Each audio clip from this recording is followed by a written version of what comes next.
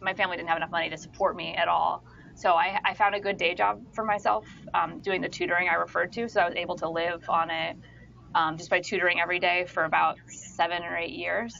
I think that job was very helpful because it didn't force me, the schedule allowed me to kind of keep writing, and it didn't force me to, it didn't take away all of my time, but it also didn't, I kind of enjoyed it. So I wasn't miserable, um, the question becomes at a certain point when you're pursuing the arts, why did I not drop out? Um, I got into a writers group about 5 or 6 years ago. In New York, playwrights will join these groups that are associated with theaters, and so that was an important turning point to feel like I had some legitimacy. Um, and it also kind of spurred me to kind of keep writing a little bit, so that was very helpful. Um, and at a certain point, you realize, again, like you're kind of pot committed, it feels like, right? It's like, I used to joke, I used to say that, I could try to sort of stop doing this and go to law school. But at a certain point, you do, um, it's hard to say what makes someone choose what they want to do, and you sort of just keep doing it. Um, there's definitely an element of luck. Again, like, writing a play that I wrote this play at the right time when I was in that writers group, and that got it shown to a guy who runs, an important guy who runs probably the most important theater in New York. And so luck is is a factor to that, as well. Um, I went to college at NYU, which was a big fight with my parents because it was expensive. So I had to pay for a lot of it with loans and stuff like that. But they also helped me. So that also allowed me to come to New York in the first place and to meet some people who Okay. were pursuing the arts. And was very helpful from the beginning as well. But my parents definitely thought, like, it's just a college degree, she can probably go and do anything and find any job. Um, but going there did kind of give me a little bit of an exposure to, some people do really do this sort of thing for a living. I also love New York, so I stayed in New York after that. That also kind of contributed. I kind of stayed around, um, uh, in the environment where people were trying to do this stuff for a living. But there's a lot of luck. It is unpredictable, and it's definitely, I've been very fortunate that, to sort of, I feel like, be in the right place at the right time a little bit, and have someone interested in doing my play. That's really awesome there. So what advice would you give to us, like if we're kind of like deciding we want to follow our instincts and what we want to do, but yet we might be dissuaded from doing that. What advice would you share with us? Well, I think a lot of people don't seem to have strong instincts about what they want to do necessarily, right? Like, I think that some people have a vocation, and some people seem to have not have that feeling as much. So that's the first thing. I think if you really, and I've talked to some people who, seem kind of interested in writing or whatever, but it's not necessarily something that they feel really drawn toward. And writing is such a miserable thing to do that I think most people will you'll just stop after like a trying for a couple months. You know what I mean? Because it's just like you just spend all your time alone. You become kind of creepy. You don't. You have to be really hard on yourself, I think, to be good at it. I don't know. It's just like a disaster, basically. So if you really are drawn to doing something, it's the same. Then um, if you can pursue it, then it's worth pursuing it. I think that if you don't come from a family that's extremely wealthy that can support you, then I think it is important to find a day job that works for you and that you kind of enjoy. For me personally, I like doing a day job that was not affiliated with the arts, but was totally separate. It let me go all over New York City and meet all kinds of different people and all kinds of different schools and tutor all these different people. And I didn't always want to get up at 6 a.m. and take like a 2 hour subway ride to the Bronx to tutor kids for the SAT. But like I developed that skill, and I did enjoy my time with those kids. So I think finding a day job that works for you is really important in like your 20s and 30s, or any time when you're pursuing this, so that you can, have a life, and so you can pay for your life, have groceries and try to keep your cost of living down. I mean, it is important that to really, it helps to be able to have control over, how much money you're spending on things, because that is I have seen that's what will eventually, people will get sort of seduced out of trying to pursue the arts by maybe a higher paying job, which is not a bad thing. Um, but yeah, I mean, I think that if you really want to do something, I think it's about focusing on those logistics, and of course being sufficiently hard on yourself so that you can get better and you can tell if you're on the right track or not. I think being self-critical can be harmful, but it is important too, I think, to make sure that you're able to trying to see clearly if people, if people are receptive to your work or not, or what they like about it or what they don't like about it, so you can try to improve. Wow. Okay. So now, of course, like, how important is social media? How has that helped you, to become more successful as a playwright?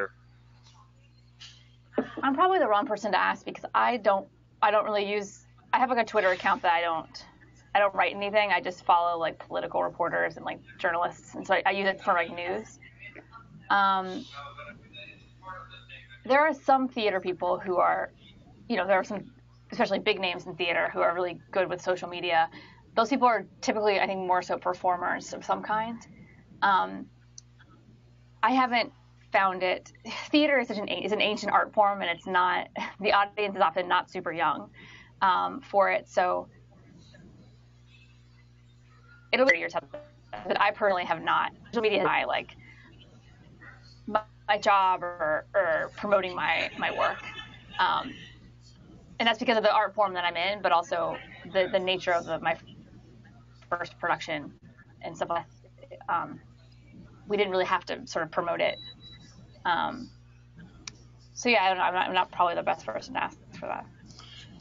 Well, let me turn around, because you said something that was interesting. You said that you look to Twitter for your news, basically. So in a sense, it kind of plays an important role in how we consume our news and also like what's going on. So how does that help you to keep informed? Especially to like give you more creative ideas for.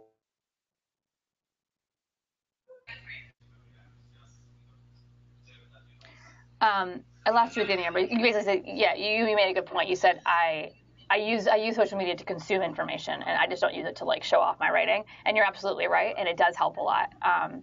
In fact, you remind me that I follow some like finance guys on Twitter, or like I will, when scrolling through the news, I'll use like Instapaper to save articles about things so right now I'm learning about like lobbyists and some other things I'm writing about. So I absolutely use it for research, yeah, and also just to sort of, for amusement and like all the other stuff we use social media for. But no, like most people, right, these days, it's definitely a huge part of my media diet. It's too much of my media diet, actually, but it is. It's the biggest part of it, probably. Awesome. So now, of course, are you like, I know we chatted before that you say you are working on some newer plays. So can you give us like a little preview into what you're chatting about? And then I got to ask this question because I know that some people have criticized your work as saying as it was like a political statement, but you mentioned that it was not. So can you share first about your play and then the second part of the question too? Yeah. It's not done. I'm just kind of rewriting it, but I'll say that basically I read about the trips that members of Congress will take and like set up by, I think, a political action committee, or maybe their campaign committee at certain times. It's set up by different organizations, and lobbyists can pay like several $1,000s to go on these trips. So, for example, any senator, congressperson that you can think of might be doing a 3-day weekend in the Vail Four Seasons, like this upcoming weekend. And if I'm a lobbyist, I can pay, or if I'm kind of like a different types of people can go, but lobbyists will pay several $1,000s and get to spend the weekend. So in the party, in parties and sort of like, activities with this member of Congress and his or her family. And I just thought that was like a funny idea, but obviously a little bit not something that most of us would be pleased by, right? Because that contributes to the environment where like a member of Congress is going to spend most of their time with people who might want things from them and might not represent both sides of issues. So that's sort of what I was wanting with that play, is these events where lobbyists and members of Congress will sort of hang out together. And it's been challenging to write about. As far as my play, yes, you're talking about dry powder being a political statement. The idea Yeah, that the play yeah, seems to, people think it's written to attack. yeah, Yeah, I mean, I see that. I think that I mean, that's why it's funny. I think that I've heard a really diverse array of responses. I mean, some people, a lot of the finance folks that I know in New York or who come to see the play in New York, I think because it's a comedy and because those people are so used to being attacked, it kind of wasn't anything new to them, and they some of them seem to really actually enjoy it, even though they of course I think saw it through the lens of some liberal playwright woman attacking them. But because it's a comedy, it's not. It was definitely received a little differently.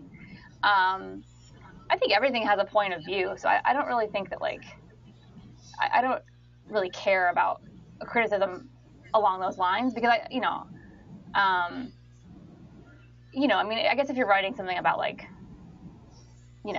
two people falling in love in college and we're wondering if they're going to get together or not, I guess is apolitical or far less political than what I write about. But I'm just not interested in those things. So, inherent, if I'm going to write about lobbyists or finance or things like that, I think that what's fun and funny about it is how upset people get about those things and how sort of how high the temperature is on them and the pressure that causes for everybody on the left and the right. But of course, I have my own points of view on things, and I'm happy to be challenged.